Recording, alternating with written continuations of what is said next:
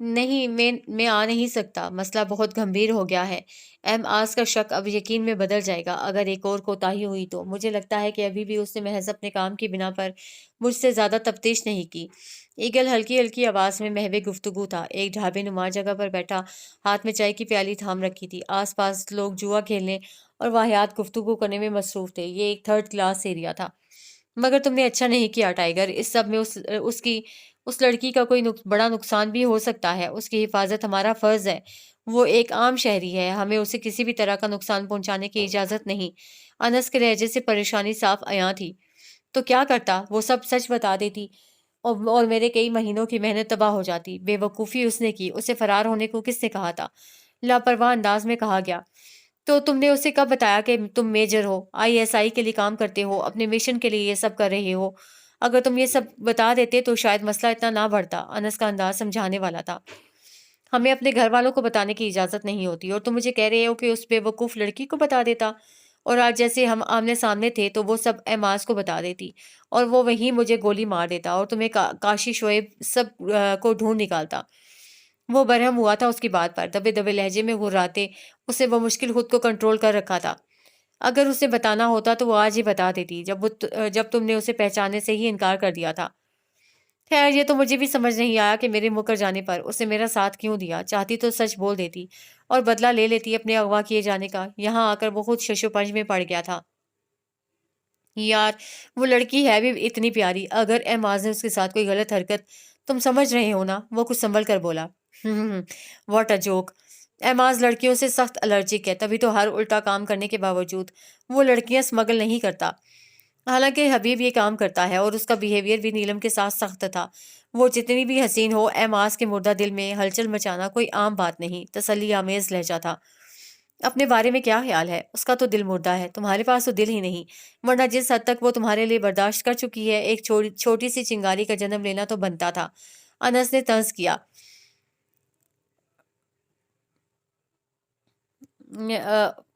اس کی کیا لکھا ہوا ہے؟ میرے پر ریسرچ بند کرو اور کیا لکھا ہوا ہے یہ؟ سیکنڈ رپورٹ سینڈ کرنے کے لیے شعیب کو ویڈیوز بھیجنے کا کہو۔ اس نے اس کی بات کو صاف نظر انداز کر دیا تھا۔ سر، وائٹ شرٹ پر بلیک واسکٹ پہنے ملازم نے ایک پیس کی ٹرے اس کی طرف بڑھائی، جسے اس نے ہاتھ کے اشارے سے منع کر دیا۔ ملازم پریشان کھڑا تھا۔ منہاج اظہا کو آج ناشتے کی طلب نہیں تھی۔ اورنج جوس کا گلاس تھامے وہ گھونٹ گھونٹ حلق میں اتار رہا تھا۔ مجھے اس لڑکی سے ان زخموں کا بدلہ لینا ہے منہاج، حبیب نے بیئر کا گلاس رکھتے سیٹ سے پشت ٹکاتے قدرے مغرورانہ انداز میں کہا۔ سوری، میں تمہیں اس لڑکی کے نزدیک بھی بھٹکتے نہ دیکھوں۔ دونوں کوہنیاں میز پر ٹکاتے وہ تھوڑا آگے کو جھکتا قطعی لہجے میں بولا۔ ہاں ہاں، حسن پرست نکلے تم بھی۔ حبیب نے خباثت کا مظاہرہ کیا۔ What ever! وہ بحث نہیں کرنا چاہتا تھا، جھٹکے سے اٹھا۔ دوسری جانب کھڑے اس کے خاص ملازم نے کوٹ آس کی جانب بڑھایا، جسے ایک ہاتھ سے کندھے پر ڈالتا وہ آگے بڑھنے والا تھا، جب حبیب کی آواز اس کی پشت پر ابھری۔ کتنے لوگ ہیں اس افسرا کے؟ آواز صاف تھی۔ منہاج کو لگا اس کے کان میں پگھلا ہوا سیسا انڈیل دیا گیا ہو یا سورے اسرافیل پھونک دی گئی ہو۔ ضبط کی کوشش میں اس کی سرخ و سفید رنگت پر نیلی نسیں ابھر گئی تھیں، ہاتھوں کی مٹھیاں اس حد تک بھینچ رکھی تھیں کہ انگلیوں کے ناخن ہتھیلی میں سوراخ کرتے محسوس ہونے لگے۔ وہ تو نظر پڑ گئی ہے حبیب کی اس پر، اب جتنے بھی مانگے گا دوں گا۔ وہ تو جیسے آج ہی نیلامی پر اتر آیا تھا۔ ایک لفظ اور نہیں۔ وہ مڑا تھا، انگلی اٹھا کر غیظ و غضب سے بپھرے لہجے میں دھاڑا۔ ڈائننگ ہال میں لگے شیشے کے سلائڈ ڈورز بھی جیسے کپکپا گئے ہوں۔ آخر تم اس لڑکی… میں اس بارے میں ایک لفظ بھی سننا نہیں چاہتا حبیب، ناؤ شٹ اپ۔ اب کی بار اس کا لہجہ سرد تھا۔ حبیب کا آدھا فکرہ منہ میں ہی رہ گیا، وہ تیز تیز قدم اٹھاتا نکل گیا۔ اگلا دن چڑھ آیا تھا۔ وقت پانی کی طرح بہہ رہا تھا یا ریت کی طرح سرک رہا تھا۔ نیلم کو بس اس کی رفتار بہت تیز لگ رہی تھی، روشنی کی رفتار سے بھی تیز۔ اسے یاد نہیں پڑتا کبھی وہ زندگی میں اتنا روئی ہوگی، کبھی جو اس نے اتنی سختیاں برداشت کی ہوں گی۔ وہ تو موم کی گڑیا تھی، اسے چاہنے والے اس کے پگھل جانے سے خوفزدہ رہتے تھے۔ آج وہ ان سب کو پس پشت ڈال کر ایک اندیکھی راہ، ایک انجانے جذبے کی جانب بڑھ رہی تھی۔ کوئی ماورائی طاقت تھی جس نے اسے مجبور کیا تھا جھوٹ بولنے پر۔ آخر کیوں اس نے ایگل کا سچ نہیں بتایا؟ ٹائیگر، ایگل، کمیٹی ممبر سب آپس میں گڈمٹ ہو گئے تھے، مگر چہرہ تو وہی تھا نا جسے وہ انجانے میں دل کی دیواروں پر چسپاں کر بیٹھی تھی۔ روگ لگ گیا تھا محبت کو، داغ لگ گیا تھا عزت کو، دونوں قیمتی چیزیں ایک ہی وقت میں چھن گئی تھیں۔ پہلی مرتبہ اسے اپنے اتنے دن تک گھر سے باہر رہنے کا احساس شدت سے ہوا تھا۔ پہلی بار اس لاپرواہ لڑکی کو معاشرے کی فکر ستائی تھی۔ رات کا آیا کھانا بھی اس نے چند نوالوں کے ساتھ زہر مار کر لیا تھا۔ کم از کم ان بے ضمیر لوگوں سے خود کو بچانے کے لیے کچھ ہمت درکار تھی۔ ہلکی سی آواز کے ساتھ دروازہ کھلا تھا۔ وہی یونانی دیوتاؤں سا مغرور شخص دروازے کے فریم میں ابھرا تھا۔ اس کی کل کی حرکت بجلی کی سرعت سے نیلم کے ذہن کی اسکرین پر ابھری تھی۔ اس کی ریڑھ کی ہڈی میں سنسناہٹ سے پیدا ہوئی۔ انجانے خوف کی لپیٹ میں اس کا بدن کپ کپانے لگا۔ اب وہ کمرے کے وسط میں کھڑا تھا۔ ملازم نے ٹرالی اندر دھکیلی۔ منہاج نے اسے واپس جانے کا اشارہ کیا اور خود اس کی جانب بڑھنے لگا۔ اٹھو، کھانا کھاؤ، پھر تم نے ہار کا بھی بتانا ہے۔ کھڑے کھڑے ہی وہ سنجیدگی سے بولا۔ زہر ڈالا ہے اس کھانے میں؟ نیلم نے تلخ سوال کیا۔ نہیں، اس طرح مارنے کا مزہ نہیں آتا، وہ اطمینان سے بولا، ساتھ ہی ٹرالی سے چیزیں اٹھا کر میز پر رکھنے لگا۔ اسے یاد نہیں پڑتا کتنے سالوں بعد اس نے کسی کے لیے یہ کام کیا تھا۔ ہم کہہ رہے ہیں نا وہ ہار ہمارے پاس نہیں ہے، وہ بے بسی سے چیخی۔ پلیٹ میز پر رکھتے منہاج نے ایک نظر اس پر ڈالی اور اس کے پاس چلا آیا۔ نیلم اس کو ہار کے کھو جانے کی حقیقت بتاتی تو مجبوراً ٹائیگر اور ایگل کا سچ بھی بتانا پڑتا، تبھی وہ لب سیے بیٹھی تھی۔ مان لیا نہیں ہے تمہارے پاس ہار، اب اٹھو، ناشتہ کرو، بے تاثر لہجہ۔ ہمیں بھوک نہیں ہے۔ اس کے پاس آ کر کھڑے ہونے پر نیلم نے نامحسوس طریقے سے پیر سمیٹے تھے۔ گھر جانا ہے تمہیں؟ وہ ایک گھنٹہ ہارڈ ووڈ کے فرش پر ٹکائے اس کے سامنے بیٹھ گیا۔ ہاں، وہ بے قراری سے فوراً سر اٹھا کر بولی۔ سبز کانچ نم تھے، پلکیں بھیگی پڑی تھیں، رخسار سرخی مائل ہو رہے تھے، ہونٹ کا کنارہ زخمی تھا۔ اس کا سفید بھورے بالوں سے بھرا مضبوط ہاتھ اٹھا تھا، ہولے سے نیلم کے چہرے کی جانب بڑھنے لگا تھا جب وہ اور پیچھے کو سرک گئی۔ منہاج سر کو جھکاتے ہاتھ بھی واپس لے آیا۔ پہلے ناشتہ کرو، پھر سوچیں گے تمہاری معافی کی کیا قیمت لگائی جائے۔ وہ کھڑا ہو چکا تھا۔ نیلم نے سر اٹھا کر اس دراز قد شخص کو دیکھا۔ آؤ، وہ صوفے کی جانب اشارہ کرتا بولا۔ نیلم بھاری بھاری قدم اٹھاتی صوفے کی طرف بڑھ گئی۔ شروع کرو جلدی، وہ حکمیہ لہجے میں بولا، پھر خود بیڈ پر کونی کے بل دراز ہو کر سیل فون استعمال کرنے لگا۔ کھاتے کھاتے نیلم اسے بھی دیکھ رہی تھی۔ وہ اسے مکمل مصروف پا کر وہ تیزی سے اٹھی اور دروازے کی جانب لپکی۔ جلدی سے دروازہ کھولنے لگی مگر وہ لاک تھا۔ زور زور سے کھینچنے کے بعد وہ بے بسی سے آنسو بہانے میں مصروف ہو گئی۔ کر لی بیکار کوشش، اب واپس آ جاؤ اور اسے فنش کرو جلدی۔ ایماز کی آواز پر وہ لب کو چلتی پلٹی اور صوفے پر بیٹھی انگلیاں مروڑتی رونے لگی۔ 5 منٹ گزر گئے۔ وہ اٹھا اور میز کے پاس چلا آیا۔ ایک نظر میز پر پڑے لوازمات پر ڈالی اور ایک اس کے صبر کو آزماتی ابصرہ پر۔ ہار کا بتا دو اور چلی جاؤ، وہ تیز آواز میں بول کر رکا نہیں تھا۔ اس کے جاتے ہی وہ دونوں ہاتھوں میں چہرہ چھپائے پھوٹ پھوٹ کر رو دی۔ رات کے 1 بجے کا وقت تھا۔ ایم آز پلازا میں سناٹا بول رہا تھا۔ سوئی گرتی تب بھی آواز پیدا ہوتی، اس حد تک خاموشی تھی۔ وہ بیڈ گراؤنڈ سے ٹیک لگائے ادھ کھلی آنکھوں سے جاگ رہی تھی۔ نیند حاوی ہو رہی تھی لیکن غافل ہونے سے خوف آ رہا تھا۔ ایگل کو حبیب نے بلایا تھا منشیات کا حساب کتاب کرنے کے لیے۔ ایگل نے کالے رنگ کا بستہ اسے تھما دیا جس سے کھولنے پر اندر چاندی کے اوراق میں لپٹے پیسوں کی گڈیاں ملی تھیں۔ شاباش میرے چیتے، حبیب نے اس کی کمر پر دھپ رسید کرتے کہا۔ اب ہم جائیں؟ ایگل نے اجازت طلب کی۔ حبیب نے سر کے اشارے سے اسے جانے کا کہہ دیا مگر وہ نیچے جانے کے بجائے لیفٹ سائڈ پر آ گیا۔ اوپر فلور پر لفٹ کے رکتے ہی اسے کان میں لگے بلیوٹوتھ ایئر فون کے ذریعے انس کو مخاطب کیا۔ ڈن۔ اچانک پورا ایم آز پلازا اندھیرے میں نہا گیا، گپ اندھیرا۔ وہ دھیرے دھیرے آگے بڑھا اور ایک چابی کی مدد سے بھاری دروازہ کھول دیا۔ خاموشی کو چیرتی دروازے کی آواز پر نیلم فوراً ٹھٹک گئی۔ وہ کمرے کے وسط میں کھڑی اندھیرے سے گھبرا رہی تھی۔ اس نئی مصیبت پر اس کی چیخ نکلنے والی تھی جب ایگل نے ٹارچ بیڈ پر اچھالتے ایک رومال جیب سے برآمد کرتے اس کے منہ پر رکھے بے ہوش کر دیا، پھر اسے اپنے بائیں کندھے پر ڈال دیا۔ اس کے بے جان ہوتے ہاتھ لٹکے پڑے تھے اور لمبے بال ایگل کے گھٹنوں کو چھو رہے تھے۔ اس کے برابر لائٹ والی ٹارچ اس نے سیڑھیوں پر ڈالی اور وہاں پڑے کتھئی رنگ کا تھیلا نیلم کے اوپر ڈال دیا۔ اس کا منہ بند کرنے کے بعد وہ بہت تیزی سے سیڑھیاں اترنے لگا۔ اس تمام کارروائی میں اسے ابھی تک 5 منٹ ہو چکے تھے۔ وہ 3rd فلور کی سیڑھیاں اتر رہا تھا جب اسے منہاج کی چنگھاڑتی آواز سنائی دی۔ وہ ملازمین پر چیخ رہا تھا کہ لائٹ کیوں گئی ہے، جنریٹر آن کرو، ٹائیگر میں نکل گیا ہوں، انس کا پیغام آیا۔ پچھلے حصے میں کوئی ہے تو نہیں؟ وہ دبی آواز میں دریافت کرتا گراؤنڈ فلور پر پہنچ چکا تھا۔ نہیں، جواب ملتے ہی وہ پلازا کی پارکنگ ایریا کی جانب بڑھ گیا۔ اس کا اندازہ اتنا پکا تھا کہ وہ بغیر لائٹ اور روشنی کے پارکنگ ایریا تک آیا تھا۔ ایک ایک راستہ اسے حفظ ہو چکا تھا۔ جھپاک سے پورا ایماس پلازا روشنیوں میں نہا گیا۔ الرٹ کھڑے گارڈز کی بھی آنکھیں ایک پل کو جو نہا گئیں۔ ایگل نے ٹرک میں رکھنے والے منشیات کے تھیلوں کے ساتھ ہی وہ تھیلا بھی رکھ دیا۔ ارے یہ لائٹ کو کیا ہو گیا تھا؟ ایگل نے تھیلا ٹرک میں رکھتے ہوئے سرسری لہجے میں چوکنا گارڈ سے پوچھا، جو لوڈڈ رائفل تانے پارکنگ ایریا کا راؤنڈ لگا رہا تھا۔ سازش لگتی ہے کسی کی۔ آج تک ایسا ہوا تو نہیں۔ گارڈ نے اپنی حیرت چھپائی نہیں تھی۔ اللہ خیر کرے، ایگل نے کہتے ساتھ ایک بچا تھیلا بھی ٹرک میں رکھا اور آگے ڈرائیونگ سیٹ پر آ بیٹھا۔ ٹرک تیز رفتاری سے ایم آز پلازا سے نکل گیا۔ اس سے پہلے بھی 2 ٹرک جا چکے تھے، اسی لیے ایگل پر کسی کا شک نہ گزرا۔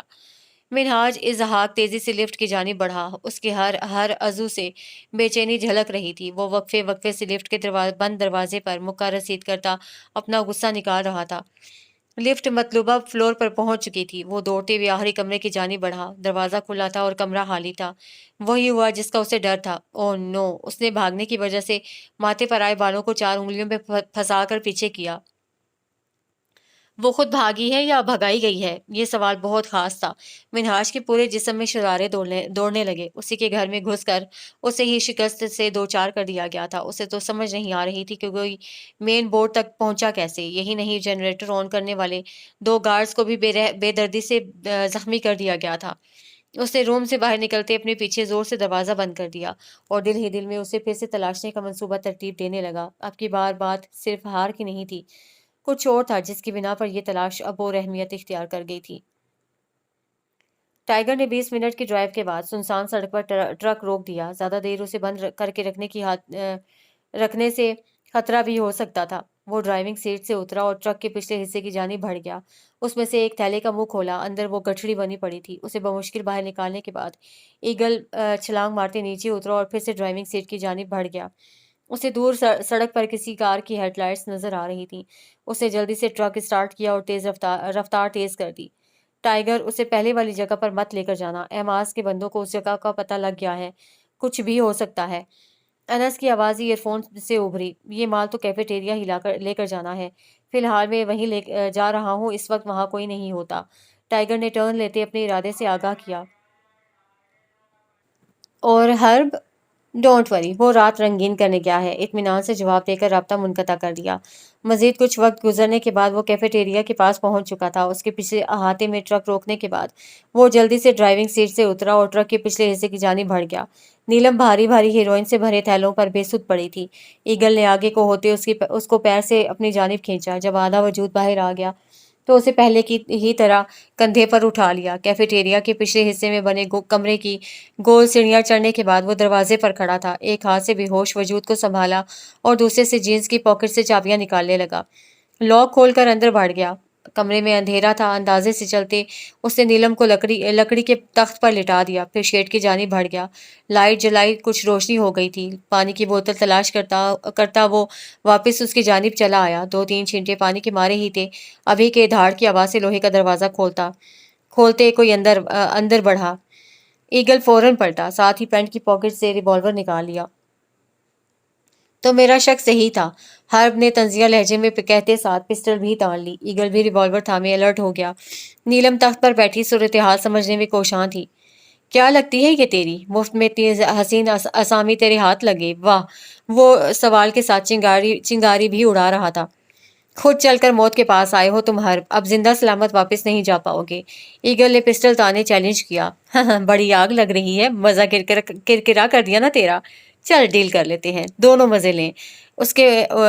اس کی معنی خیز گھٹیا بات مکمل ہونے سے پہلے ہی ایگل عقاب کی طرح اس پر جھپٹ پڑا۔ بکواس کیے جا رہا ہے، اب بھگت۔ ایگل اسے اپنے مضبوط کسرتی بازوؤں میں دبوچے غضبناک لہجے میں بولا، ساتھ ہی گھٹنا موڑ کر اس کے پیٹ میں دے مارا، 1 نہیں 2 نہیں بار بار۔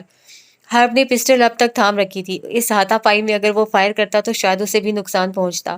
تبھی وہ خود کو چھڑانے کی کوشش کرنے لگا۔ بالآخر ایگل کے پیٹ میں کوہنی مارنے کے بعد اس کے سر میں بھی دے ماری، پھر ٹانگ کا استعمال کرتے اسے دور دھکیلا اور جلدی سے فائر کر دیا۔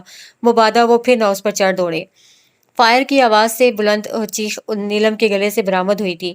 اس تمام کارروائی کے دوران وہ لرزتی کانپتی آنسو بہانے میں ہی مصروف تھی۔ پے در پے واقعات نے اس کی تمام صلاحیتیں جیسے مفلوج کر کے رکھ دی تھیں۔ टाइगर नीलम की बेजान टांगों में जाने कहाँ से इतनी जान आई थी कि वो फर्श पर गिरे ईगल की जानिब बढ़ी थी। गोली उसके कंधे को छूकर गुजरी थी। सुर्ख अनार रंग खून बह निकला था। हर्ब ने फिर से उसे टारगेट पर रखा, मगर उसके आगे नीलम थी। आस आलम ने एक हाथ से अपने करीब बैठी नीलम को दूर धकेला और डायरेक्ट फायर किया। पिस्टल हर्ब के हाथ से नीचे गिर चुका था।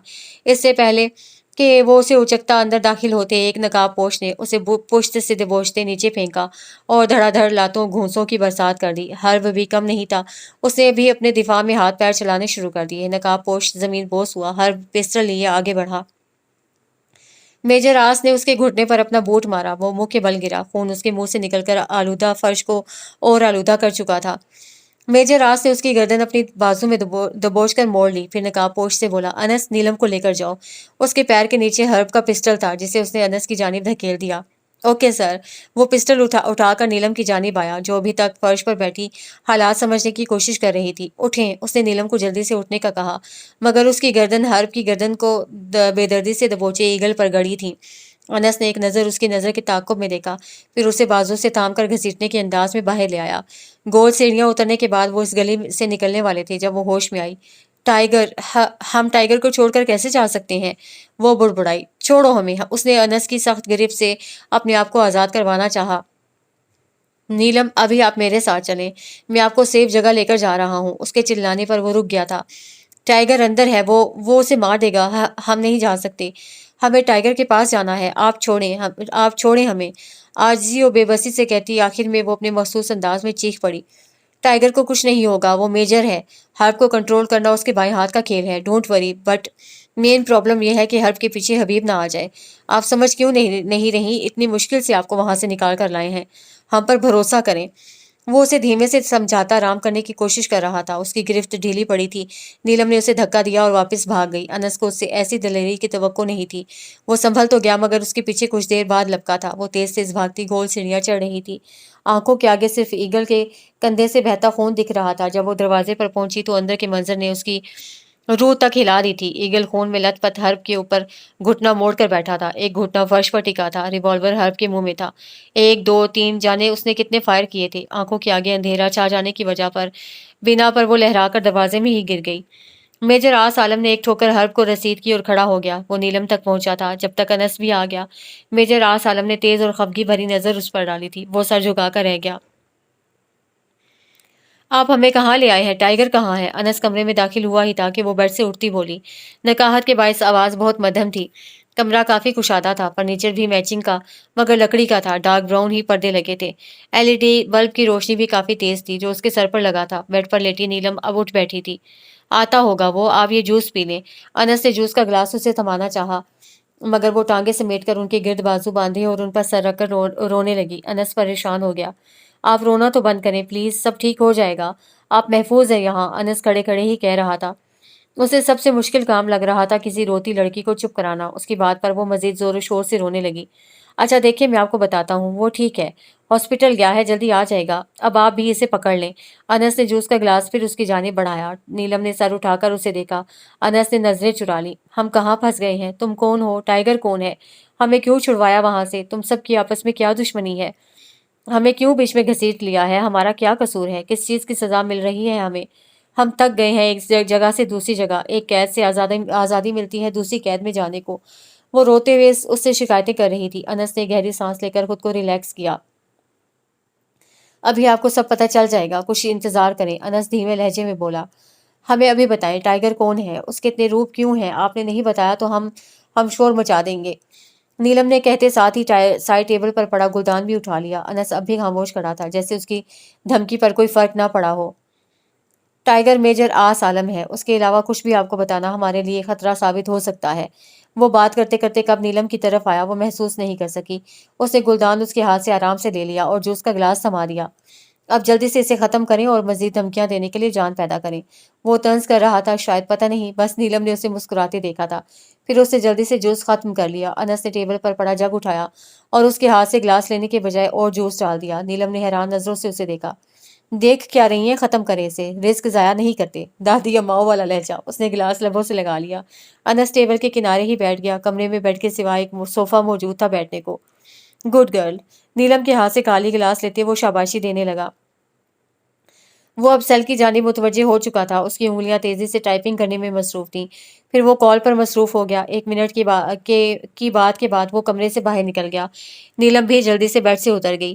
کمرے کے باہر لاؤنج تھا، خاصا بڑا تھا۔ ایک 3 سیٹر صوفہ تھا، جبکہ باقی 4 سنگل صوفے گول دائرے میں لگے تھے۔ ایک طرف کچن تھا اور کچن کے سامنے تھوڑی سی جگہ پر 4 کرسیوں والا سیٹ تھا، جسے ایک چھوٹے سے ڈائننگ ہال کا نام دیا جا سکتا تھا۔ نیلم دروازے سے جھانک رہی تھی جب اس نے مین گیٹ سے کسی کو اندر آتے دیکھا۔ اس نے گرے کلر کی شرٹ پہن رکھی تھی جس کے بٹن کھلے تھے۔ اس کا کثرتی بدن صاف نظر آ رہا تھا، مگر اس کے سینے پر پٹی بندھی تھی جس پر خون کے دھبے بھی معلوم ہو رہے تھے۔ سلیوز فولڈ تھے، ایک ہاتھ پر بھی اسی طرح سفید کاٹن لپٹا تھا، بال ماتھے پر ڈیرا ڈالے ہوئے تھے۔ نیلم کو اپنے پیروں تلے زمین نکلتی محسوس ہوئی۔ اس کے شولڈر پر گولی لگی تھی۔ اسے یاد آیا، وہ فوراً باہر نکلی۔ کیا ہوا ہے آپ کو؟ اس کی آواز بلند اور شوق سے بھرپور تھی۔ کیسے لگی ہے یہ چوٹ؟ ہم آپ سے کچھ پوچھ رہے ہیں، وہ چلائی۔ چوٹ مجھے لگی ہے، شور آپ نے مچا رکھا ہے، وہ اس کے چلانے پر ناگواری سے بولا۔ نیلم جھٹکے سے اس کے قریب ہوئی تھی، اوپن شرٹ کا ایک سرا پکڑ کر اسے اپنی جانب ہلکے سے کھینچا۔ چوٹ آپ کو لگی ہے مگر تکلیف ہمیں ہو رہی ہے، اور جب تکلیف برداشت سے باہر ہو جائے نا میجر آس عالم، انسان شور بھی تبھی مچاتا ہے۔ وہ اس وقت اس حد تک اس کے قریب تھی کہ میجر آس ان سبز کانچ میں اپنا عکس صاف دیکھ سکتا تھا، اپنے لیے ٹھاٹھے مارتا جذبات کا طوفان بآسانی ملاحظہ کر سکتا تھا۔ اس نے ایک پل کو اپنی نظریں نہ جھکائی تھیں، اس کی آنکھوں میں دیکھتی وہ اپنے جنون کی انتہا بتا رہی تھی، بہک جانے کو مجبور کر رہی تھی۔ کیوں نہیں کرتے آپ ہم سے محبت؟ شرٹ پر گرفت اور مضبوط کر کے ایک اور جھٹکے سے مزید فاصلہ سمیٹ لیا۔ اس کی سیاہ ذہانت سے چمکتی آنکھوں میں دیکھتے جذبات سے بوجھل لہجے میں استفسار کیا تھا۔ میجر راس نے سانس تک روک لی تھی، پھر چہرہ موڑ لیا۔ تاب نہیں لا پا رہا تھا وہ ان جذبوں سے لبریز نگاہوں میں دیکھنے کی۔ نیلم چھوڑیں، وہ دبے دبے لہجے میں اس کے ہاتھ اپنے شرٹ سے ہٹاتے بولا۔ انس دروازہ لاک کرتا پلٹا تھا۔ میجر راس کو انس کے سامنے اس کی یہ بے باکی سخت کھلی تھی۔ نیلم ذرا فاصلے پر ہو چکی تھی۔ انس پاس چلا آیا۔ ٹائیگر، یہاں کیوں کھڑے ہو؟ اندر چلو۔ انس کے کہنے پر وہ کمرے میں چلا گیا۔ نیلم بھی پیچھے ہی آنے لگی تھی جب انس بولا، پلیز آپ یہیں ایڈجسٹ کر لیں۔ انس کا لہجہ معذرت کرتا تھا، مگر اس نے تیکھی نظر انس پر ڈالی اور کمرے میں چلی گئی۔ انس بھی اس کے پیچھے ہی چلا آیا۔ ہمیں سب سچ سچ بتا دیں، یہ سب کیا چل رہا ہے اور ہمیں اس میں کیوں گھسیٹا جا رہا ہے؟ ٹائیگر بیڈ گراؤنڈ سے ٹیک لگائے بیٹھا تھا۔ نیلم سامنے کھڑی قدرے غصے میں بولی، پہلی بات، آپ نے خود اس کھائی میں چھلانگ لگائی ہے، اور دوسری بات، میں نے آپ سے کچھ جھوٹ نہیں بولا جو آپ سچ بتانے کا کہہ رہی ہیں۔ ہمیشہ کی طرح سخت لہجہ، سنجیدہ انداز۔ ہم نے چھلانگ لگائی ہے یا آپ نے دھکا دیا ہے؟ کاردار لہجہ۔ میں نے نہیں کہا تھا کہ آپ اکیلی عید کے دن کسی کے گھر میں دھڑلے سے گھس جائیں، نہ ہی میں نے آپ کو احماس کا ہار اپنے پاس رکھنے کا کہا تھا۔ وہ اطمینان سے نیلم کو اس کی غلطیاں بتا رہا تھا۔ ہمیں مرکت بہت پسند ہے اور یہی ہماری غلطی تھی، آپ صحیح کہہ رہے ہیں، ہمیں وہ ہار نہیں اٹھانا چاہیے تھا۔ وہ پہلی بات کو نظر انداز کرتی، اپنی غلطی تسلیم کرتی بیڈ کے پاس پڑے ٹیبل پر ہی بیٹھ گئی۔ انس کمرے سے جانے کب گیا تھا اسے محسوس نہیں ہوا۔ مرکت، یومین زمرد کا پتھر؟ نیلم نے سر جھکایا، اسبات میں ہلایا۔ آپ کو پھر بھی وہ ہار نہیں اٹھانا چاہیے تھا۔ کئی بار ہماری پسندیدہ چیزیں ہی ہمیں سخت نقصان سے دوچار کرتی ہیں۔ وہ سر اونچا کرتا کمرے کی چھت کی جانب دیکھ رہا تھا۔ شرٹ اب تک کھلی تھی۔ نیلم اب اس کی جانب دیکھنے سے ہچکچا رہی تھی، جبکہ کچھ دیر پہلے وہ کیسے اس کے لیے بے قرار ہو گئی تھی۔ آپ کو کس نے بتایا کہ میں میجر آس عالم ہوں؟ جذبات میں آ کر نیلم نے اس کا پورا نام لے لیا تھا۔ وہ خود تو بھول چکی تھی، مگر میجر آس شارپ مائنڈڈ انسان تھا۔ اس کی زیرک نگاہیں تو انسان کا اندر تک چھان لیتی تھیں۔ وہ نیلم انگلیاں مروڑنے لگی۔ آس عالم کو سمجھ نہیں آتی تھی، یہ لڑکی عجیب سے بھی عجیب تر تھی۔ کبھی بولڈنس کا مظاہرہ کرتی، کبھی بلا وجہ نروس ہوتی، کبھی پسٹل دیکھ کر ہی سچ بول دیتی، کبھی ریوالور کو گردن پر محسوس کر کے بھی جھوٹ پر ڈٹی رہتی۔ میں نے بتایا تھا سر۔ انس ایک پلیٹ میں ہلدی ملا دودھ کا گلاس لیے اندر داخل ہوتا بولا۔ آس عالم نے شکایتی نظروں سے اسے دیکھا، پھر اس کی بڑھائی پلیٹ سے گلاس اچک لیا۔ ہرب کا سیل مسلسل آف جا رہا ہے۔ I don't know what happened with him. Habib شدید جھنجھلاہٹ میں مبتلا کہہ رہا تھا۔ ایگل سے کانٹیکٹ کر لو، وہ ڈیٹیلز بتا دے گا۔ ہی از ریسپانسبل گائے۔ ایم آز نے کانٹے میں لگے ڈرائی کیک کا پیس کھاتے کہا، تم نے یہاں بزنس تو اچھا سیٹ کر رکھا ہے بائی دا وے۔ حبیب نے تعریف کی، گتے کا کاروبار بہت منافع بخش ہے میرے اصل بزنس کے لیے، کسی کو خبر ہی نہیں ہوتی اتنے بڑے بڑے کارٹنز میں اسلحہ جا رہا ہے، ہیروئن یا امریکن سعودیہ کرنسی۔ وہ اب بھی ناشتے میں مصروف بول رہا تھا۔ اگر کبھی ریڈ پڑ جائے تو؟ حبیب بولا، آرڈرز الرٹ ہیں اور پولیس محکمے میں بھرتی ایس ایچ او بھی ہر وقت خبر سے پہلے پہنچا دیتا ہے۔ ایک ایس پی بھی تعاون کر رہا ہے۔ ایم آز نے آرام دہ لہجے میں کہا۔ پاکستان کی پولیس تو بڑی ہی لالچی ہے یار، حبیب نے کامنٹ پاس کیا۔ ایسی بات نہیں ہے، ہر محکمے میں اچھے برے لوگ ہوتے ہیں، بس جن کو پیسے کی لالچ ہو وہ اپنوں کی پیٹ میں چرا گھونپنے میں وقت نہیں لگاتے، اور کچھ ڈیک کی بھی محنت ہے۔ خیر اب تم دیکھ رہے ہو تو وقت پر پیسے ٹرانسفر کر دیا کرو ان کے اکاؤنٹس میں۔ اسی لیے تو ہرب کو کال کر رہا تھا کہ کل جو مال ایگل نے ڈیلیور کیا ہے اس میں جس پولیس آفیسر نے مدد کی ہے اسے کتنے کی ڈیل ہوئی تھی، مگر وہ ہے کہ کال ہی نہیں اٹینڈ کر رہا۔ حبیب نے بیئر کا گلاس رکھتے پھر سے سیل پر انگلیاں چلانی شروع کر دی۔ ایک تم لوگوں کی یہ پینے اور ریڈ لائٹ ایریا کا راؤنڈ لگانے کی عادت سے میں بہت تنگ ہوں۔ ایٹ لیسٹ ڈیک میں یہ عادت نہیں تھی، وہ ناگواری سے بولا، پھر پانی کا گلاس ہونٹوں سے لگا لیا۔ یار کیا یاد کروا دیا، وہ لڑکی، یقین مانو منہاج ایسا حسن میں نے کبھی زندگی میں آج سے پہلے نہیں دیکھا۔ تم سوچ نہیں سکتے وہ لڑکی کتنی قیمتی ہے، کوہ نور سے بڑھ کر ہے، سونا تو پانی بھرتا ہے اس کے سامنے۔ اس کو دیکھ کر ہی حبیب نے آگے واہیات الفاظ استعمال کرنا شروع کر دیے۔ ہاتھ میں پکڑے کانٹے کو اعماز نے زور سے پلیٹ میں پٹکا اور سرخ انگارہ آنکھوں سے حبیب کو گھورا۔ کول ڈاؤن برو، اب کیوں غصہ ہو رہے ہو؟ وہ تو گئی نہ تمہاری نہ میری۔ حبیب کا انداز چڑھانے والا تھا۔ وہ میری ہے۔ منہاج ازحاق نے جن نظروں سے اسے دیکھتے یہ بات کی تھی، حبیب کو وہ اپنے حواسوں میں نہیں لگا تھا۔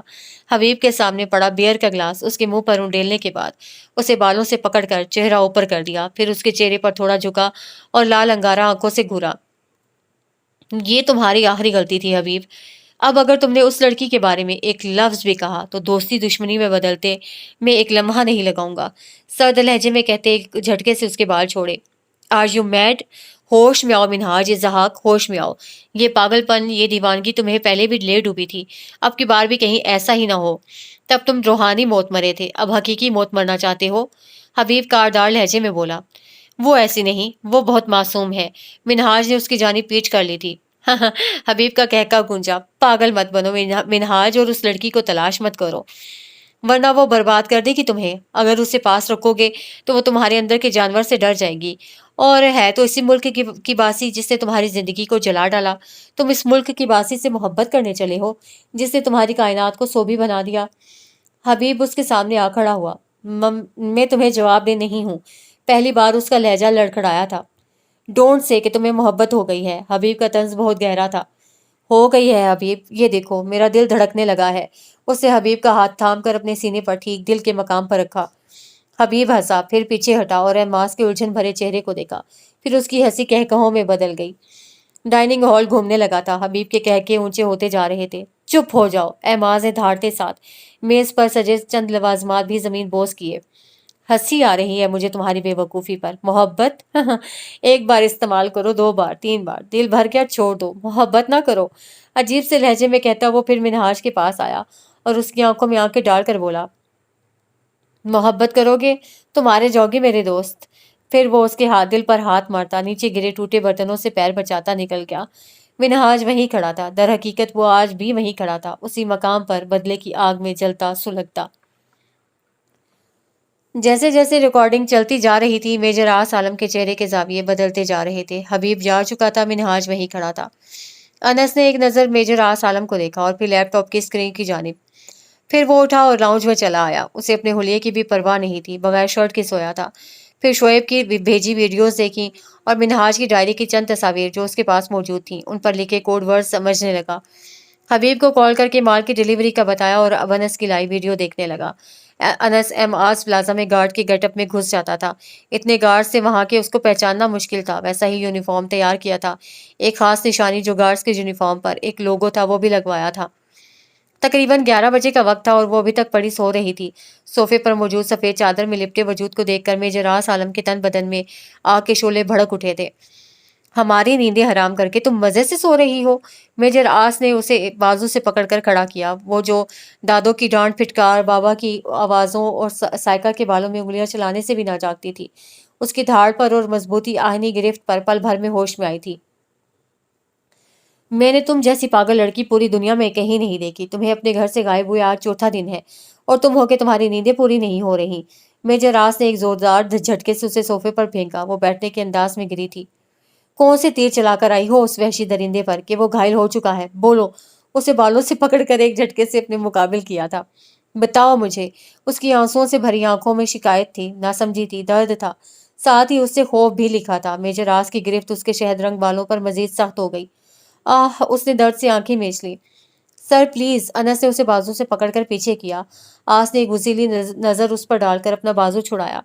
नीलम सहम कर घुटने अपने सीने से लगा चुकी थी और हौले हौले लरज रही थी। जान से मार दूंगा मैं इस आफत को, मेरे मिशन की सबसे बड़ी रुकावट दूर हो जाएगी। वो खूनख्वार नजरों से उसे घूरता आगे बढ़ा था। नीलम के मुंह से हल्की सी चीख निकली और चेहरा सोफे की पुष्ट में छुपा लिया। टाइगर, इसमें इस बेचारे की क्या गलती? अनस उसके आगे आ गया। बेचारी? अपनी ये मासूम शक्ल और हसीन चेहरा लेकर ये न जाने कौन सी दुश्मनी निकाल रही है मुझसे। मेरे हर रास्ते पर दीवार बन गई है। वो अभी डरी सहमी कांपती हुई नीलम को घूर रहा था। हम आपके दुश्मन नहीं हैं। उसके इल्जाम पर वो तड़प कर बोली। बकवास बंद करो अपनी। अचानक वो बिफर कर उसकी जानिब बढ़ा और सुराहीदार गर्दन को अपने दाएं जख्मी हाथ से थाम लिया। जख्मी हाथ में भी इतनी ताकत थी कि नीलम को अपनी सांस रुकती हुई महसूस हुई थी। सर छोड़े इसे। अनस ने जबरदस्ती उसे पीछे किया। आज ने सोफे को इतनी जोर से लात रसीद की कि नीलम को वो साफ हिलता महसूस हुआ था। मिनहाज अब उसकी तलाश करेगा। अब इसे वापस भी नहीं भेज सकते, अपने पास भी नहीं रख सकते। क्या करें इस मुसीबत का? अजाब बन गई है ये लड़की मेरे लिए। वो सख्त नफरत से कह रहा था। नीलम की हिचकियों से रोने पर उसे और गुस्सा आ रहा था। अनस, इसे कहो चुप हो जाओ, इससे पहले कि मैं इसे गोली मारकर सारा किस्सा तमाम कर दूं। वो जो सिंगल सोफे पर बैठा था अचानक खड़ा हुआ। उसके सामने घुटनों के बल बैठी अनस ने उसे बाजू से पकड़कर बिठाया। नीलम प्लीज, आप रूम में जाएं। अनस आंसू बहाती नीलम से बोला। नहीं जा रहे हम, मार दो हमें। वो शदीद गुस्से में आंसू रगड़ती चिल्लाई थी। आस का गुस्सा सवा नेजे को पहुंच गया। वो उसकी जानिब लपकने लगा था जब अनस ने उसे फिर बीच रास्ते में ही रोक लिया। नीलम अपने अजली गुस्से की बिना पर बोल तो चुकी थी, मगर उसके तेवर देखकर खौफजदा होती सोफे से छलांग मारती कमरे की तरफ भाग गई। इतने परेशान कुन हालात में भी अनस की होंठ मुस्कुराए थे। मिनहाज ने एक जाली सर्वे टीम तश्कील दी थी जो घर घर जाकर लोगों से जामिया में पढ़ने वाले स्टूडेंट्स का पूछती। अगर कोई स्टूडेंट होता तो उसे एक पेपर देती जिस पर चंद स्टडी से क्रिएट होते डिप्रेशन के जुमले लिखे होते, उनके आगे खाने बने थे जवाबात के। उसको पुर करने से पहले अपना नाम और जामिया का नाम लिखना होता, साथ उम्र भी। ये टीम उसी इलाके के आसपास गर्दिश कर रही थी जहां पर नीलम गार्ड्स को मिली थी। अनपढ़ लोग इस एरिया में ज्यादा थे। सर, उस एरिया में तो 12 गर्ल्स यूनिवर्सिटी की स्टूडेंट थीं और किसी की भी शक्ल उस लड़की से नहीं मिलती जिसकी तस्वीर आपने दी थी। टीम के सरबराह ने इन्फॉर्मेशन दी। मिनहाज ने नीलम को उस कमरे में इसीलिए कैद किया था क्योंकि वहां कैमरा नस्ब था और उसी से तस्वीर ली गई थी। अच्छा, फिर उसके साथ जो एरिया है वहां भी ये सर्वे करो। मिनहाज ने सोफे से उठते कहा। लेकिन सर, ऐसे सर्वे यूनिवर्सिटीज में होते हैं। तो वो कुछ कहते कहते रुक गया। तो क्या, आप कोई भी बहाना बना दें, मुझे बस वो लड़की चाहिए। मिनहाज ने उसकी बात काटते कहा और फिर आदतन कोट का बटन बंद करते बाहर निकल गया। अनस फ्राइंग पैन में अंडा तोड़कर डाल रहा था और मेजर आसरफ हुलिये में ट्राउजर शर्ट पर गीले बाल लिए उस हार को खोलने की कोशिश कर रहा था। उसके एक हाथ में छोटा सा पेचकस था। खुला। अनस अंडा पलटते चम्मच हाथ में लिए ही उसकी तरफ आया। बस हो गया। आज ने छोटा सा कील काउंटर पर रखा और वो सिक्के नुमा डिब्बा खोला। उसको खोलते ही तेज चमक ने उसके डायामीटर के काफी सारे ही अ,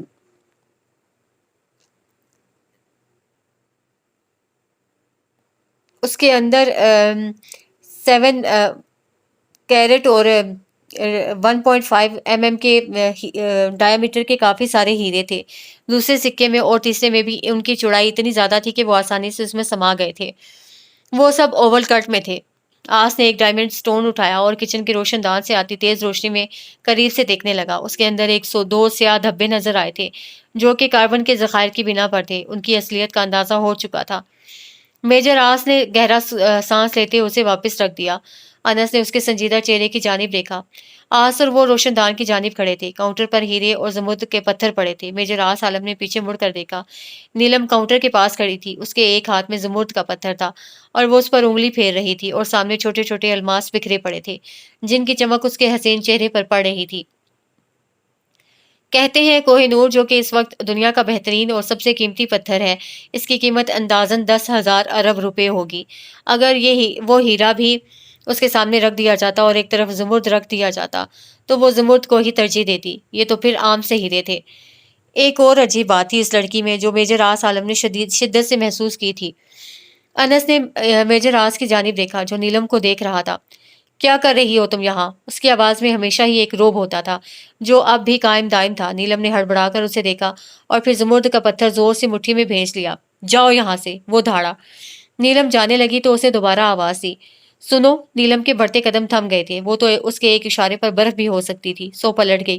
میجر راس نے اس کے پلٹنے پر اس کی سراہی دار سفید گردن پر اپنی انگلیوں کے نشان بہت واضح دیکھے تھے۔ اسے واپس رکھو۔ میجر راس نے اس کی بند مٹھی کی جانب اشارہ کیا۔ وہ اسے مٹھی اور زور سے بھیج لی۔ اگر آپ کو کوئی چیز پسند ہو تو اس کا مطلب یہ نہیں کہ اسے ہر غلط طریقے سے حاصل کرنے کی کوشش کرو، اور جو چیز آپ کی ہے ہی نہیں اس پر آپ کا حق جتانا بنتا بھی نہیں ہے۔ وہ سنجیدہ تھا۔ یہ اس کی پوسٹ تھی یا عہدے کا اصول کہ اس کے مزاج میں نرمی تھی ہی نہیں؟ نیلم اس کی بات پر شرمندہ ہوتی آگے آئی اور ایک نظر کاؤنٹر پر بکھرے الماس اور زمرد کے پتھر پر ڈالی، اور پھر میجر راس کی جانب دیکھتے اطمینان سے دوسرا پتھر بھی اچک لیا۔ یہ ہار بھی تو آپ کا نہیں ہے، پھر آپ نے کیوں اپنا حق سمجھ کر اس سے کھولا اور ہیرے نکالے؟ اس کی حاضر جوابی نے میجر راس کی غصے کی رگ پھر سے بھڑکا دی تھی۔ میں نے تم سے کہا انہیں واپس رکھو، اس کا لہجہ حکم دیتا ہوا تھا، ماتھے پر ان گنت بل پڑ چکے تھے۔ یہ لیں، جہیز میں لے جائیے گا۔ اس کے غصے پر وہ پتھر کاؤنٹر پر پٹک کر چلی گئی۔ بہت ہی بدتمیز لڑکی ہے، اس کے لب بڑبڑائے۔ انس مسکراہٹ ضبط کرنے کو ہیرے ہاتھ میں لیے ان پر سر جھکا گیا۔ بہرحال اسے کبھی میجر راس کو کسی سے اتنا جھنجھلاتے اور چڑھتے نہیں دیکھا تھا، اور اسے یہ بھی اعتراف کرنا پڑا کہ اسے کبھی کسی لڑکی کو میجر راس کو ایسے تڑک کر جواب دیتے بھی نہیں سنا تھا۔ فارم ہاؤس میں بڑے بڑے کارٹنز بکھرے پڑے تھے، بہت سارے آدمی کاموں میں جتے نظر آ رہے تھے۔ ہیروئن اور کوکین کے علاوہ دوسری نشہ آور اشیاء بھی موجود تھیں۔ ایگل کہاں ہو؟ ہرب کیوں کال کیوں نہیں اٹینڈ کر رہا؟ میں نے پیکنگ شروع کروا دی ہے، یہ سب کیفیٹیریا منتقل کرنا ہے اور وہاں سے ہی یونیورسٹیز میں بھیجنا ہے۔ یونیورسٹیز کے نام میں بعد میں بتا دوں گا، پہلے تم اسے ناظم آباد، گلبرگ، بن قاسم والے ہوٹلز میں بھیج دو، اور ہاں، پیمنٹ کے لیے ایم آرز پلازا آ جانا، ہوٹلز والا مال میں بھیج رہا ہوں، اور اس بار قیمت میں اضافہ کیا ہے۔ ڈیل تو ڈن ہے، پھر بھی کوئی چون چرا کرے تو ٹی نکال لینا، سمجھے؟ حبیب نے پہلی مرتبہ اسے سیل پر پورا پروگرام بتایا تھا۔ ورنہ وہ ایسا رسک بہت کم لیتے تھے، مگر چونکہ ہرب نے لاپرواہی برتی تھی تو اسے کام کو وقت پر انجام دینا تھا۔ ہم اپنا سارا کام مکمل کر کے اب کیفے ہی جا رہا ہے، بلکہ پہنچ گیا ہے، ہرب یہیں ہوگا۔ ہم پوچھ لیتا ہے اس سے کہ آپ کو خبر کیوں نہیں کیا۔ ایگل تیز تیز بول رہا تھا، شاید سیڑھیاں چڑھ رہا تھا۔ حبیب نے یہی محسوس کیا تھا۔ ہے وہ وہاں؟ حبیب نے لمبی خاموشی کے بعد دریافت کیا۔ دوسری جانب ایگل نے تالا کھول کر کیفے کے پچھلے کمرے میں قدم رکھا۔ تم بول کیوں نہیں رہے ایگل؟ حبیب نے جھنجھلاتے ہوئے پوچھا۔ سر وہ ہرب یہاں ہے تو مگر اس نے سامنے پڑی ہرب کی زخمی گلی سڑی لاش کو دیکھ کر کہا، جس کے اوپر چیونٹیوں اور کیڑوں نے جھرمٹ ڈال رکھا تھا۔ اس کا بس چلتا تو ہرب کی لاش کو اٹھا کر لے جاتے۔ یہ کوئی ہارر مووی کا سین نہیں، ایک حقیقت تھی جس کا سامنا کرنا کسی عام شخص کے بس کی بات نہیں تھی۔ اس وقت ہرب کی لاش کی جو حالت تھی اسے گھی نہیں کی جا سکتی تھی۔ مگر کیا؟ حبیب کو کسی انہونی کا احساس ہوا تھا۔ ہرب کی لاش پڑی ہے اس وقت ہماری آنکھوں کے سامنے۔ ایگل نے آہستہ سا کہتے حبیب کے پیروں سے زمین کھسکا دی۔ کیا کہہ رہے ہو تم؟ وہ تقریباً چلایا تھا۔ دو گالیاں بھی غصے میں اس کے منہ سے نکلی تھیں۔ سر، وہ مر چکا ہے، کیڑے اس کی لاش کے ساتھ چپکے پڑے ہیں۔ ایگل اب بھی بول رہا تھا جبکہ حبیب سن کھڑا تھا۔ فارم ہاؤس کے لان میں ہر طرف کام جاری تھا، مگر اس کے آس پاس سناٹے تھے۔ ان کی ٹرائی اینگل ٹیم کی ایک سائٹ ختم ہو چکی تھی، مگر در حقیقت یہ خبر بھارت کے لیے کسی بم بلاسٹ سے کم نہ تھی۔ تو کیا ان کی کامیابی ابھی مکمل ہونے سے پہلے ہی ڈوب گئی تھی؟ رات کی تاریکی بڑھتی جا رہی تھی۔ آسمان سیاہ چادر اوڑھے اندھیرا پھیلانے کی سرتوڑ کوشش کر رہا تھا، مگر شوال کا باریک چاند بھی اسے مات دینے کو سرگرداں تھا۔ تارے بھی اپنے مہتاب کے حلیف تھے۔ تبھی ہر ممکنہ کوشش کے باوجود ہلکی ہلکی روشنی آسمان کے سینے سے پھوٹتی زمین پر چمک رہی تھی۔ وہ مدہوشی کی نیند سو رہا تھا، جیسے ننھے بچے پیٹ بھر جانے پر میٹھی نیند کی آغوش میں جا سوتے ہیں۔ اس کے سرہانے پر وہ سفید گلابی رنگ کی ڈائری کھلی پڑی تھی۔ ہوا کے دوش پر اس کے ورق پھڑپڑا رہے تھے، پلٹ کر شاید درست جگہ تھم جانے کی صحیح کر رہے تھے۔ بالآخر ان کا سفر تمام ہوا۔ لکھائی کا آخری صفحہ کھلا تھا جس پر اس فرعون صفت شخص نے چند عربی جملے تحریر کیے تھے۔ کیا تضاد تھا یہ! کوئی بیک وقت ظلم اور محبت کیسے کر سکتا ہے؟ شاید ہر شعور رکھنے والا شخص اس حقیقت کو ماننے سے انکار کر دے کہ ظالم کے دل میں محبت کی کونپل پھوٹ رہی ہے۔ مگر قدرت کے ہر فیصلے میں راز پوشیدہ ہے، اسرار چھپا ہے، ہر کوئی اسے کھوج لینے کا متحمل نہیں ہو سکتا۔ خواب محبت کی کسی حسین وادی میں اترا، وہ یونانی دیوتا نیند میں کسمس آیا، سفید رنگت والا آہنی بازو ڈائری کے صفحے پر آ ٹکا جہاں اس کے تحریر کردہ جملے صاف پڑھے جا سکتے تھے۔ تمہاری آنکھیں مثل ہیں شب بارش کے، میری کشتی اس میں ڈوب سی جاتی ہے، میرا لکھا ان میں غرق ہو جاتا ہے، بلا شبہ آئینوں کی یادداشت نہیں ہوتی۔ نزار کبانی کا شعر تحریر تھا، جسے شاید اشک بہاتی کسی آنکھ کی یاد میں لکھا تھا۔ محبت کی وادی میں سیر کرتے یونانی دیوتاؤں سے وہ شخص بہت دور نکل آیا تھا۔ پھول، پودے، درخت، بہتی ندیاں، میٹھے چشمے، سب کتنی تسکین پہنچا رہے تھے ان غلافی آنکھوں کو۔ اچانک زلزلہ آیا، زمین کی تہہ بدل گئی، وادی تو کہیں نیچے دب گئی، آگ کے شعلے بلند ہو گئے، اور کمال تھا یہ کہ آگ سمندر میں لگی تھی۔ بھلا پانی میں بھی آگ بھڑک سکتی ہے؟ عقل سے میل نہ کھاتی تھی یہ بات، مگر وہ دیکھ رہا تھا، سب اس کے سامنے تھا، بہت قریب، بے حد نزدیک۔ وہ آگ میں جل رہی تھی، اس کے سبز کانچ جیسے نینوں میں آگ کے شعلوں کا عکس تھا۔ نگاہیں اس پر تھیں، منہاج الضحاک پر، جس کے ساتھ 24 گھنٹے درجن رکھوالے رہتے تھے۔ بھلا وہ جسے عرصے سے ایک خراش نہیں آئی تھی، وہ بھلا اس کے لیے کود سکتا تھا اس آتش میں؟ اگر ہاں تو یہ نیلم ابرار کا انگشتے بدنداں کی کیفیت سے گزر تھا۔ وہ دوڑ پڑا تھا اس کی جانب جو نظر آتش ہو رہی تھی۔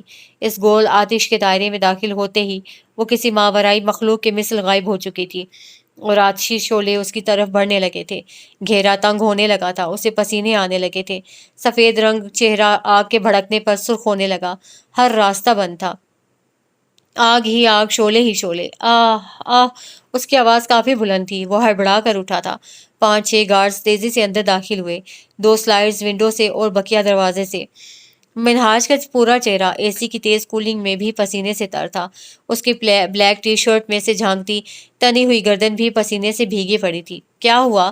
حبیب برق رفتاری سے اندر داخل ہوا، گارڈز کو راستے سے ہٹاتے ہی منہاج کی طرف بڑھا جو ابھی تک بستر پر بیٹھا تھا، اور چہرے کا پسینہ بازوں سے صاف کرتا اپنے حواسوں میں نہیں لگ رہا تھا۔ Everything fine? Are you okay? Habib اس کے ڈبل بیڈ کے کنارے ٹکتے ہوئے پوچھ رہا تھا، ساتھ ہی ساتھ منہاج کے بازو پر رکھا تھا۔ میں مرنے والا ہوں، اس نے سر اٹھاتی عجیب سی بات کر دی۔ بہرحال یہ سوال حبیب کے لیے بہت ہی غیر متوقع تھا۔ وائی آر یو آسکنگ سلی کوشچنز؟ تم بے وقوفانہ سوال کیوں کر رہے ہو؟ حبیب نے ناگواری سے سوال کیا۔ میں اس کے جانے کے بعد سے پاگل سا ہو گیا ہوں، میرے حواس ساتھ چھوڑنے لگے ہیں، بس وہ یاد ہے، وہ آنکھیں نظر آتی ہیں، وہ فریادی آواز سنائی دیتی ہے، وہ لمس محسوس ہوتا ہے۔ حبیب وہ اٹکا، پھر بیڈ سے نیچے اتر گیا اور دونوں ہاتھوں میں اپنا سر تھام لیا۔ وہ شدید اضطراب کے عالم میں تھا، پھر دوبارہ سلسلہ کلام جوڑا۔ اس کے علاوہ میری یادداشت، بصیرت، سماعت، محسوسات سب فنا ہو گئے ہیں۔ ایسا لگتا ہے کوئی سحر پھونک دیا ہو، جیسے مسحور کر لیا گیا ہے مجھے۔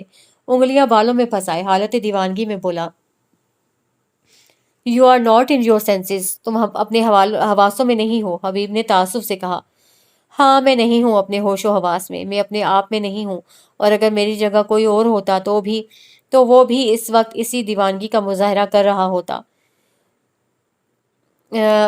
وہ بیڈ پر ٹکے حبیب کی جانب بڑھا، اس کو دونوں بازوؤں سے تھام کر بھڑکتے ہوئے کھڑا کیا۔ گارڈز حبیب کے آتے ہی جا چکے تھے۔ تم بتاؤ یہ شعلہ سا کیا ہے جو میرے خرمن دل کو جلائے دے رہا ہے، جس نے میرے نفس کو نچوڑ کر رکھ دیا ہے؟ یہ کیسا مادہ ہے جو تلخ آمیز لذت لیے میرے رگ و پے میں اترے چلے جا رہا ہے؟ مجھے بتاؤ، اس نے حبیب کو جھنجھوڑا۔ محبت، بتاؤ یہ کس کے پر ہیں؟ مجھے بتاؤ یہ کس کے پر ہیں جو شب کی خاموشی میں میرے بستر کے گرد پھڑ پھڑاتے ہیں اور میری آنکھ کھل جاتی ہے، اس کا انتظار کرنے لگتا ہوں جس سے میں ناآشنا ہوں۔ میں ہمہ گوش رہتا ہوں اس آواز پر جو سماعت سے ماورا ہے، نظریں جمائے اس وجود پر جو بصارت سے ماورا ہے، اور سوچنے لگتا ہوں اس کو جو میرے لیے ناقابل فہم ہے، اور محسوس کرتا ہوں اس کو جو میرے لیے ماورائے ادراک ہے۔ میں اس انجانی قوت کے سامنے کیوں سرنگوں ہو گیا ہوں جو مجھے مار رہی ہے، جلا رہی ہے، نظر آتش کر رہی ہے، خاک میں ملا رہی ہے۔ اس نے جھٹکے سے حبیب کو چھوڑا اور پھر رخ موڑ گیا، اپنے بہنے کے قریب آنسوؤں کو اندر دھکیلنے لگا، مگر وہ بغاوت کرنے کو تیار تھے، گوشوں کو عبور کرنے کے لیے سرکش تھے۔ اس نے دنگ کھڑے حبیب کو بازو سے تھاما اور دروازے سے باہر چھوڑ آیا، تیزی سے دروازہ مقفل کر دیا۔ फिर बैक ग्राउंड से होती उसकी नजर ऊपर गई, जहां कभी उसकी तस्वीर थी वहां कुछ घंटों पहले किसी और की तस्वीर लगा दी गई थी। बादामी साख्त वाली मोटी आंखों से आंसू बहकर गुलाबी आरजो आरिस पर तैर रहा था। होंठ अध खुले थे, जैसे कलाम करने के ख्वाहिशमंद हो।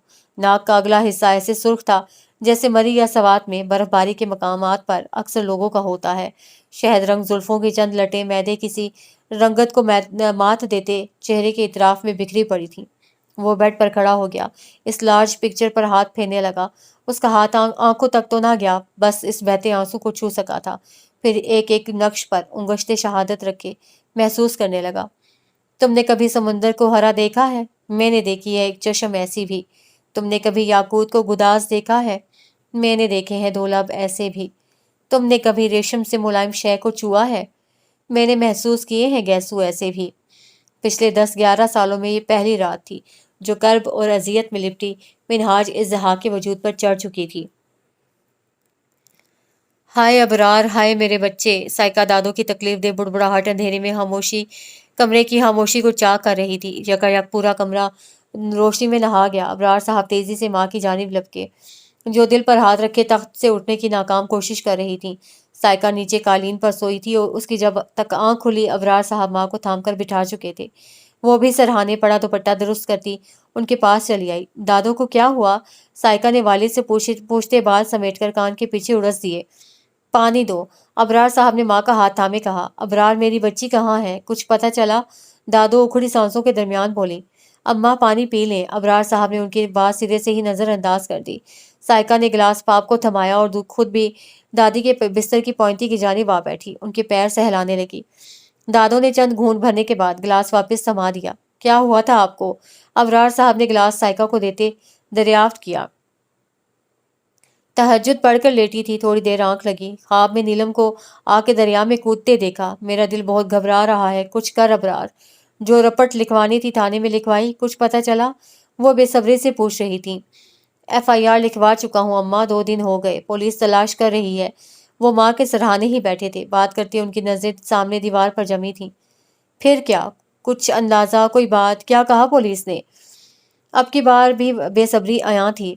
उन्होंने सर्द आ भरी, फिर अपने हाथों की जानिब देखते बोले, जो एक दूसरे में पैवस्त थे।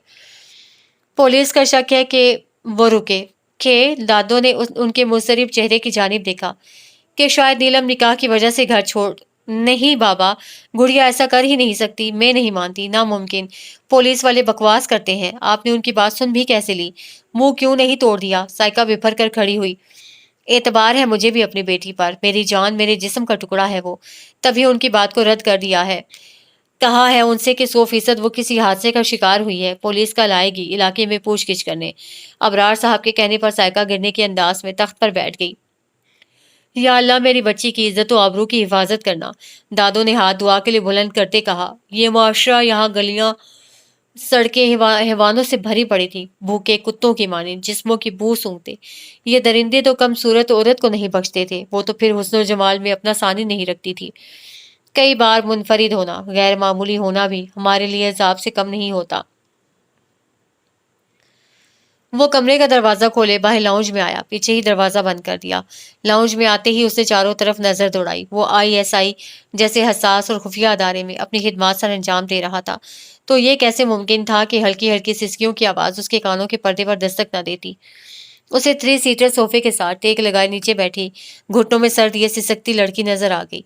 वो पुरसकून सांस खारिज करता गाजरी रंग के कुर्ते के बाजू रोल करने लगा। उसकी चौड़ी हथेली इस अमल के दौरान मजीद चौड़ी दिखाई दे रही थी। आहिस्ता आहिस्ता नंगे पैर चलता वो उसकी जानिब कदम बढ़ा रहा था। साफ शफाफ बादामी रंग की टाइल्स से सजा फर्श इस वक्त कुछ ठंडा सा महसूस हो रहा था। हर सू खामोशी का राज था। क्यों रो रही हो? उससे चंद कदम के फासले पर खड़े उसने सवाल दागा। नीलम ने तेजी से सर उठाया। हमें घर जाना है, हमें दादो अम्मी आपी बाबा सब बहुत याद आ रहे हैं। प्लीज हमें घर छोड़ आए। हम किसी को कुछ नहीं बताएंगे, जो चाहे कसम ले लें, हर वादा निभाएंगे। हम झूठ नहीं कह रहे। वो रोते हुए बार बार हाथ की पुश्त से भीगे रुखसार साफ करती बोल रही थी। रोते हुए निचले लब को नरूठे बच्चे के अंदाज में मोड़ती वो मेजर आस पर अपनी मेच्योरिटी जाहिर कर रही थी। फिलहाल इस बारे में कुछ कहा नहीं जा सकता। तुम नहीं जानती तुम किस मसले में फंस गई हो। तुम्हारा फैसला अब हेडक्वार्टर ही करेगा। तब तक के लिए खामोशी से यहाँ रह लो। परेशान होने की कोई ज़रूरत नहीं, तुम यहाँ मुकम्मल तौर पर महफूज हो। हाँ, बाहर निकलते ही तुम्हारे साथ क्या क्या हो सकता है तुम्हें इसका अंदाज़ा नहीं है। हमेशा की तरह संजीदा अंदाज, पुरएतमाद लहजा, साकित आंखें, कोई मुजस्मा हो जैसे, जज्बातों एहसासात से बेबहरा। मेजरास, हमारा दम घुट रहा है यहाँ, हम मर जाएंगे अगर चंद पल और दूर रहे अपनी आपी से, बाबा से, दादों से। वो खड़े होते हुए बोली और एक बार फिर बहते आंसू साफ किए। शट अप, मेरे इतने ज़रूरी काम पड़े हैं और मैं यहाँ तुम्हारे साथ मगजमारी कर रहा हूँ। तुम्हारे अंदर अकल नाम की कोई चीज़ है कि नहीं? उर्दू जुबान समझ नहीं आती क्या? कल तक मैडम मज़े से बेफिक्री की नींद सो रही थी, मोहब्बत के दावे कर रही थी, सब जानने पर बजित थी और अब घर जाना है। वो ईगल के गेटअप में था, उसे मालूम करना था कि रात के अंधेरे में असलहे से भरे भरे कार्टन किस मुल्क को सप्लाई किए जा रहे हैं, और यहाँ ये लड़की उसका वक्त बर्बाद कर रही थी, जिसका एक एक मिनट कीमती था। तो जल्दी से हमें बता देना कि आप कौन हैं और ये सब क्या है, आपके इतने रूप क्यों हैं आप, और आप उस जल्लाद किस्म के इंसान को कैसे जानते हैं, और ड्रग्स सप्लाई क्यों करते हैं स्टूडेंट्स को। अब वो रोना भूल चुकी थी, उसके लहजे में तजस्सुस का आंसर साफ नुमाया था। अनस अपने काम से बाहर जाएगा, बाहर से लॉक लगा कर जाएगा, शोर वगैरह मचाने का कोई फायदा नहीं। मैंने आसपास के लोगों को बता दिया है कि 2 दिन पहले ही अपनी एक रिश्तेदार लड़की को पंजाब से इलाज के लिए लाया हूँ। पागलपन के दौरे पड़ते हैं उसे, अगर चिल्लाने वगैरह की आवाजें आए तो परेशान या बेफिक्र मन ना हो। उसने पूछा क्या क्या था, वो बता क्या रहा था, मगर जो उसने बताया था नीलम को यकीन करने में दिक्कत का सामना करना पड़ा। जब तक वो इन अल्फाज पर यकीन कर पाई थी, तब तक वो जा चुका था। उसे मेन गेट बंद होने की आवाज़ ने चौंकाया था। वो जो पहले टाइगर की कैद से खौफजदा थी और फिर मिनहाज की कैद में डर का शिकार रही थी, मेजर आस की हकीकत जान लेने के बाद काफ़ी हद तक पुरसकून हो चुकी थी। और वो इसी बात का ताना दे गया था, बल्कि मोहब्बत का भी पहला ताना कसकर मारा था। एक तरफ घर वालों की याद थी तो दूसरी तरफ सब जान लेने का तजस्सुस। इस बंदे की हकीकत से आशनाई की तमन्ना भी उतनी ही जोरावर थी जितनी अपनों से मिलने की ख्वाहिश। ईगल इस वक्त, हबीब तलुए शहर के वक्त ईगल को फार्म हाउस में दाखिल होता देखकर ठिठक गया। उसकी इजाजत पर गार्ड्स ने ईगल को अंदर आने का हुक्म जारी कर दिया था। हबीब बंगले में मौजूद लाउंज की ग्लास विंडो से पर्दा हटाते खुद कलामी के अंदाज में कह रहा था, फिर खिड़की का पर्दा छोड़कर वापस अपनी जगह पर आ बैठा। पूरी रात उसकी जागते गुजरी थी। साबिर भी यहीं मौजूद था। एजेंट विनोद की मौत, इससे पहले कि साबिर मजीद कुछ कहता, हबीब ने उसे खामोश हो जाने का इशारा किया और फिर तेजी से सामने पड़ी बोतल का ढक्कन खोलकर उसमें मौजूद मशरूब ग्लास में भरने लगा। शर्ट के ऊपरी बटन खोलकर गिरने के अंदाज में सोफे पर बैठ गया। उसके एक हाथ में मशरूब का गिलास था। साबिर ने भी एक शीशे का वाइन गिलास उचक लिया। वो अपने साथी दोस्त के इशारे से ही वाकिफ था। ईगल कुशादा दरवाजे के दरमियान खड़ा नशे में धुत हबीब को देखने लगा और ईद के चांद की मानिंद नजर आने वाले साबिर को भी यहाँ पाकर ठिठक गया। आओ ईगल आओ, हबीब भारी आवाज में हाथ से इशारा करते बोला। ईगल चंद कदम आगे बढ़ा। सर, हमको हर्ब की मौत का बड़ा अफसोस है, अब उसकी जिम्मेदारी भी हमको निभाना है, तो हम सोच रहा था कि जामिया जाने का वक्त नहीं मिलेगा, तभी सुबह सुबह हाजिर हुआ। होटल्स की डिलीवरी का काम आज ही खत्म कर देगा हम। ईगल ने खड़े खड़े अपने मखसूस लबो लहजे में कहा। हर्ब मर गया, मेरा दोस्त मर गया। तुम्हें पता है उसे किसने मारा? हबीब बहके कदम उठाता उसके पास आ रुका, फिर गिरने के अंदाज में उसके सीने से टकराया। मेजर आस के लिए बस इतनी नज़दीकी बहुत थी। वो जान गया था कि मुकाबिल नशे में है या नशे में होने का ढोंग कर रहा है। सर, हौसला करो, हमें लगता है कि यूनिवर्सिटी के तंजीमी झगड़े की बदौलत मरा है हम सबका हर्ब भैया। ईगल ने आंखों की नम गोशी साफ किए। हर्ब को तो लगता है लूटा है किसी ने।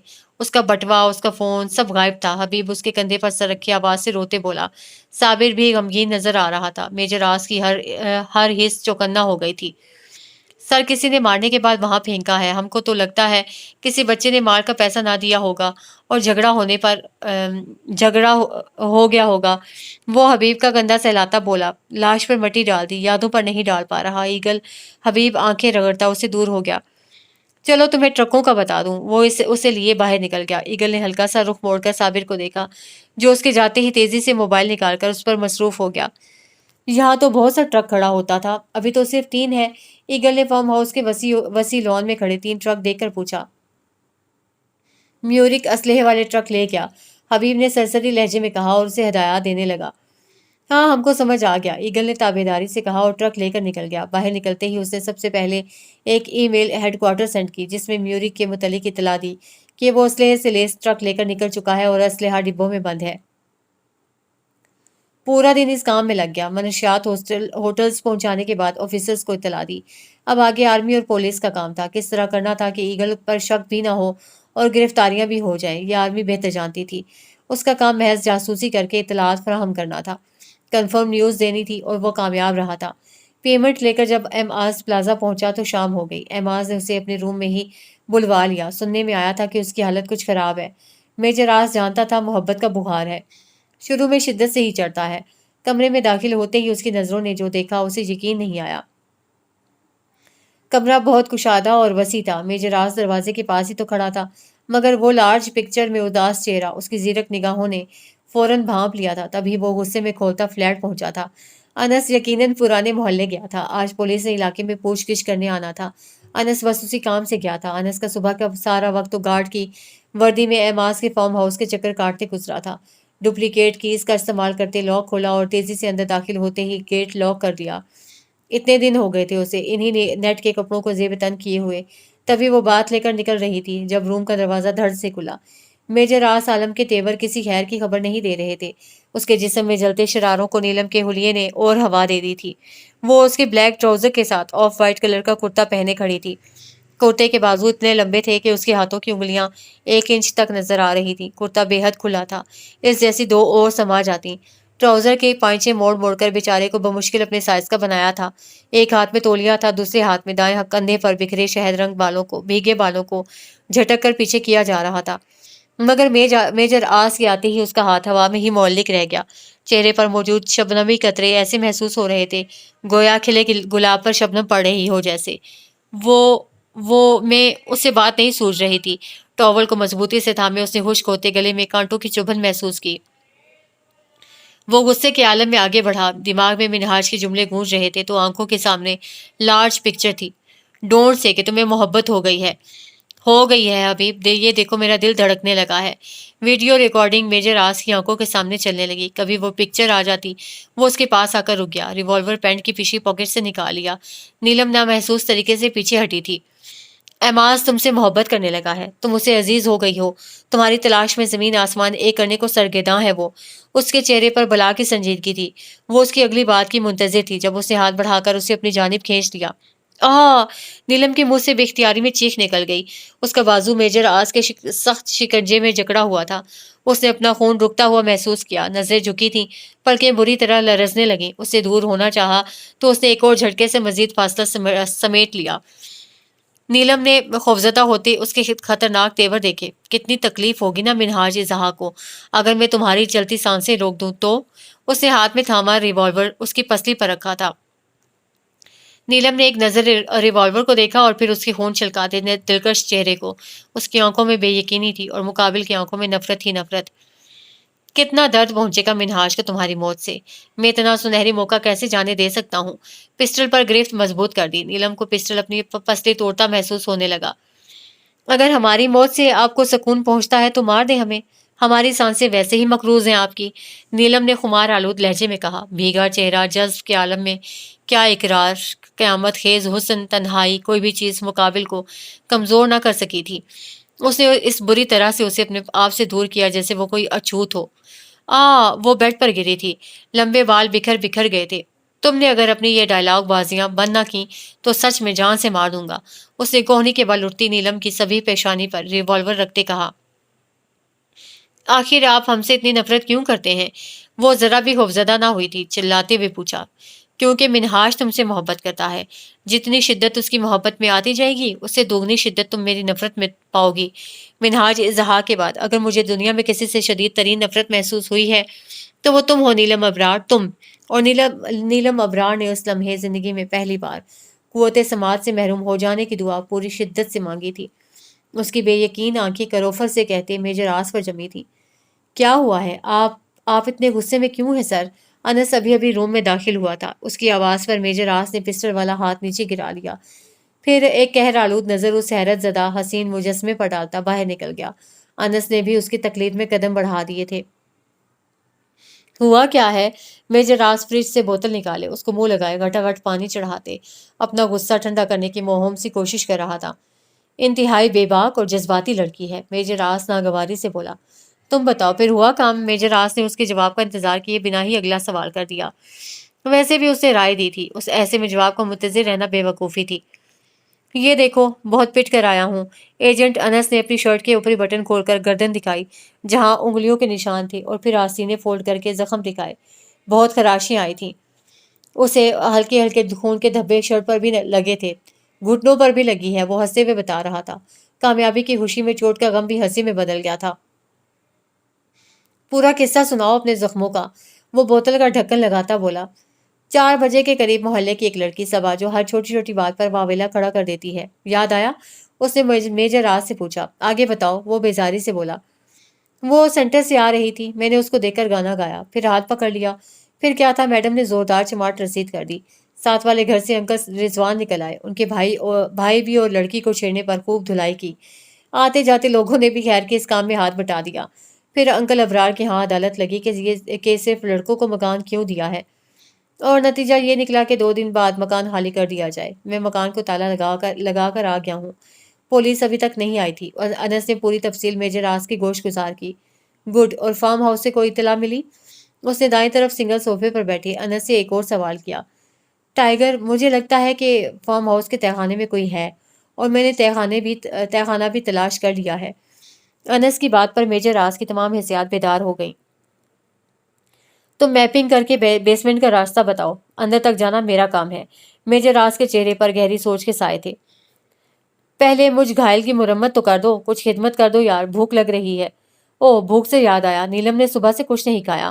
میں نے بریک فاسٹ کا پوچھا تھا، اس نے منع کر دیا۔ انس اپنے دکھڑے روتے روتے نیلم کے بارے میں بھی بتا گیا۔ تف ہے تم پر۔ میجر راز اسے لتاڑ کر اٹھ کھڑا ہوا۔